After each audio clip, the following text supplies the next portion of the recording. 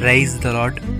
ప్రతిరోజు అనుదిన వాక్యం ద్వారా మీరెంతగానో బలపడుతున్నారని నేను ఆశిస్తున్నాను. అలాగే మీరు కనుక మన యూట్యూబ్ ఛానల్ని క్రొత్తగా వీక్షిస్తున్నట్లయితే మన యూట్యూబ్ ఛానల్ని సబ్స్క్రైబ్ చేయండి, ఇతరులకు షేర్ చేయండి.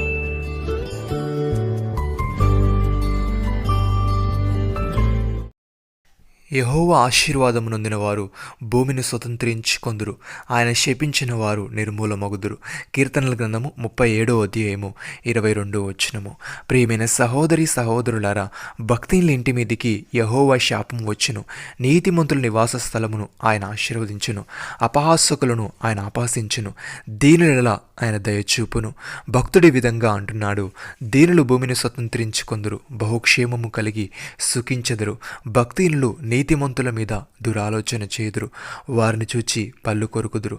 వారి కాలం వచ్చుచుండగా ప్రభువు చూచుచున్నాడు, వారిని చూచి ఆయన నవ్వుచున్నాడు. దీనులను దరిద్రులను పడుదురేటుకై యథార్థంగా ప్రవర్తించి వారిని చంపుటకై భక్తిహీనులు కత్తిదూసి ఉన్నారు, విల్లు ఎక్కుపెట్టి ఉన్నారు. వారి కత్తి వారి హృదయంలోనే దూరును, వారి విల్లు విరోబడును.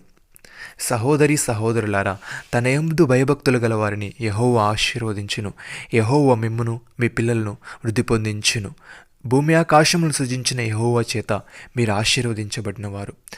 సహోదరి సహోదరులారా, యెహోవా యందు భయభక్తులు కలిగి ఆయన త్రోవల యందు నడుచువారందరూ ధన్యులు. నిశ్చయముగా నీవు నీ చేతుల కష్టార్జితమును అనుభవించదవు. నీవు ధన్యుడవు, నీకు మేలు కలుగును. నీ లోగిట నీ భార్య ఫలించు ద్రాక్షవల్లి వలె నుండును, నీ భోజనపు బల్ల చుట్టూ నీ పిల్లలు ఒలివ మొక్కల వలె నుందురు. యెహోవా యందు భయభక్తులు గలవాడు ఇలాగ ఆశీర్వదించబడును. ప్రియమైన సహోదరి సహోదరులారా, కీడు చేయువారు నిర్మూలమగుదురు.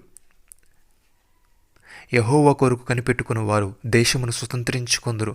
యెహోవా న్యాయమును ప్రేమించువాడు, ఆయన తన భక్తులను విడువడు. వారెన్నటిన్నిటికీ కాపాడబడుదురు గాని భక్తిహీనుల సంతానము నిర్మూలమగును. నమ్మిన వారు నాతో కలిసి ప్రార్థనలో ఏకీభవించండి.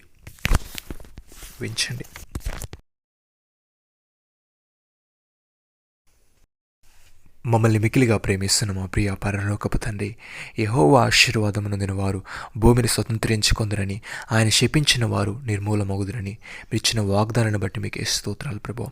మీరు మమ్మల్ని ఆశీర్వదించి ఇతరులకు ఆశీర్వాదకరంగా మమ్మల్ని మార్చమని ప్రార్థన చేస్తున్నాం. అలాగే ఉన్నతమైన స్థానములో మమ్మల్ని నిలబెట్టి ప్రతి ఒక్కరిని మీ ప్రేమతో నింపమని, మీరు మాకు ఇచ్చిన గొప్ప రక్షణ భాగ్యమును బట్టి మీకు వందనాలు చెల్లిస్తూ ప్రభువైన యేసుక్రీస్తు నామంలో ప్రార్థిస్తున్నాము తండ్రి. ఆమేన్.